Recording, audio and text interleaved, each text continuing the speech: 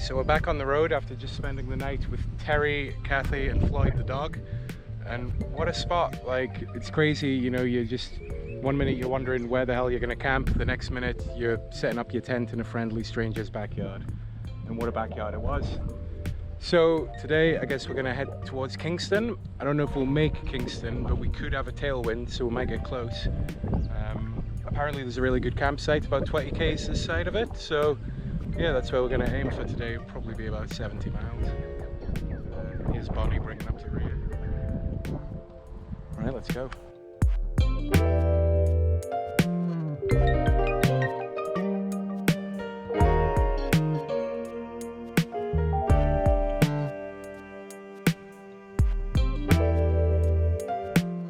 So the original plan was to go straight overland to Mount Gambier and join the Great Ocean Road there. But under the advice of a few people we've met along the way, we decided to go straight to the coast before that and go through Robe and Kingston and all that stuff. So far, it looks like that was the right decision.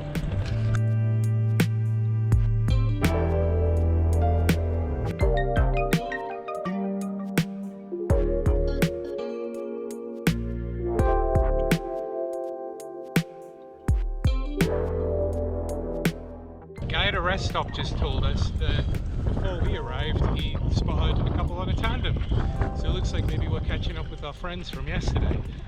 So yeah, let's see if we can bump into them again.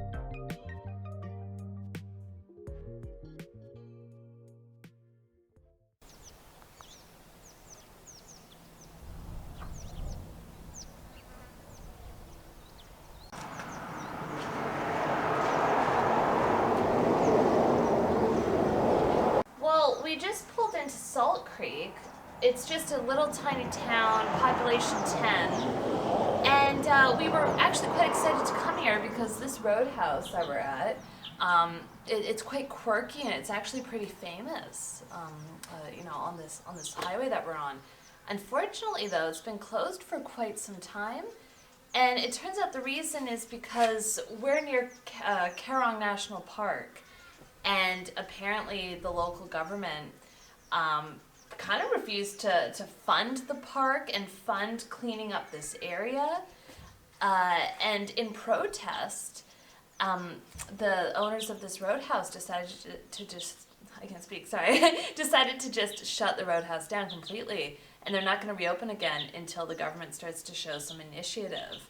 Apparently they'd get around like 200,000 visitors a year to the national park, but due to poor signage and badly maintained roads, that number just basically dwindled to just a few hundred, which is really sad because a lot of these little towns, you know, they really rely on tourism.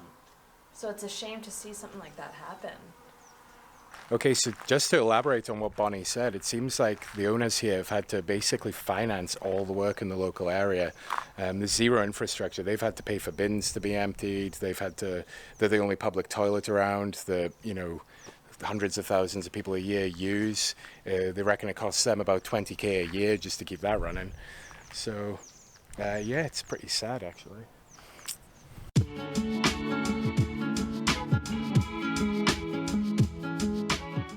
Our wonderful hosts, Terry and Kathy, told us about the fish that is caught around here, which is Coorong mullet. Anyway, we just rolled up to a hotel and they serve Coorong mullet, so I had myself some. I think it's important to try the local delicacies.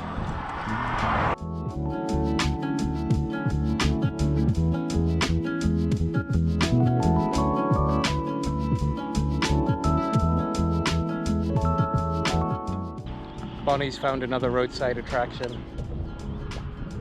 There's so many in this country. I love it. I love it.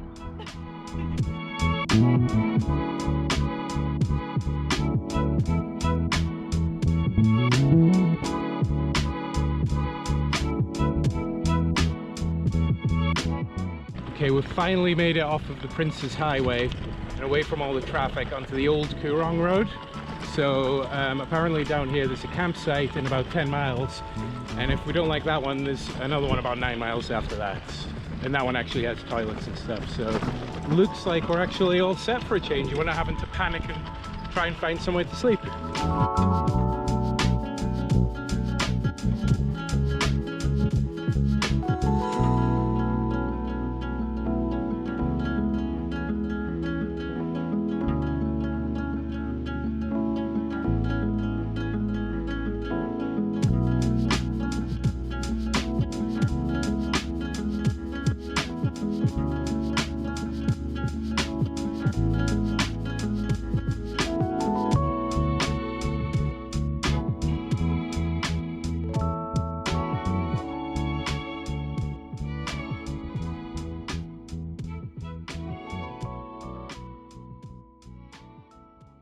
Okay, so it looks like the campsite that we planned on staying at's closed. There's a gate and it's locked, but there's big gaps at the sides, so we could probably get the bikes around if we take the panniers off. So I think we're just gonna go for it anyway.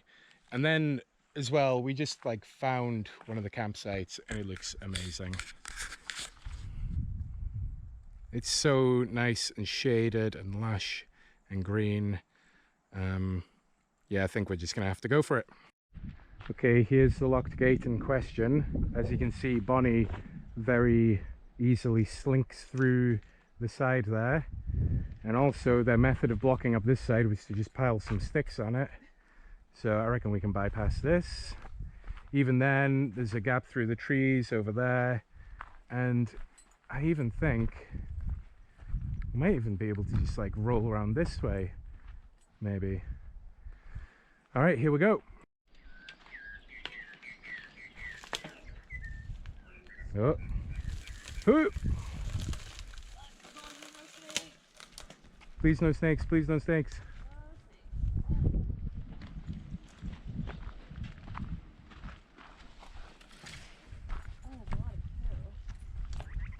Oh, there's a spider web across here. You could go along, can you get any further in? Yeah. You get to this next one, there's no spider webs here.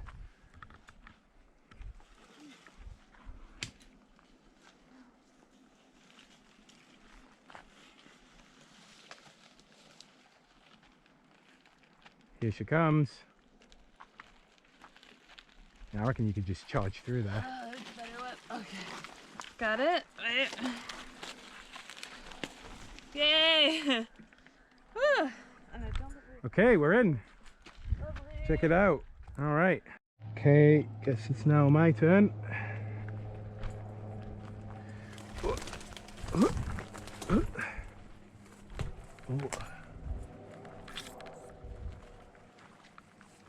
God, it's kind of prickly and crap in here.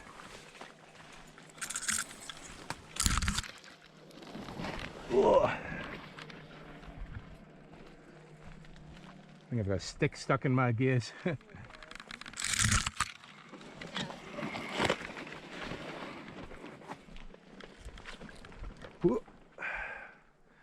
Okay. Yay! Job's a good one. Let's go.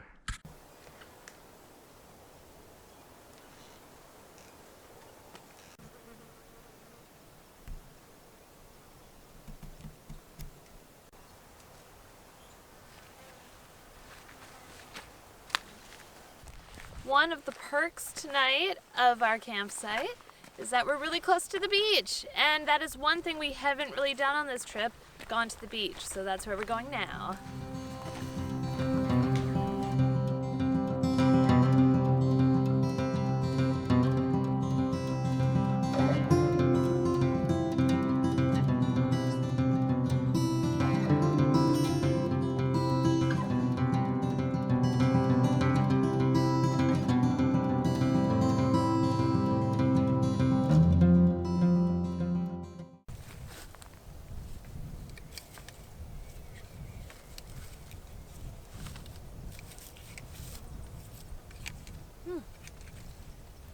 Does it work? Oh. Hey. Not too bad. We've just been exploring the campsite and Bonnie found a head torch hanging from a tree. And it works. Works? I needed a new head torch, so... Score. It was just hung up on this branch here, and we reckon they must have like put it up there as a lamp. to use and then gone away and left it. Hey, the gift. Score!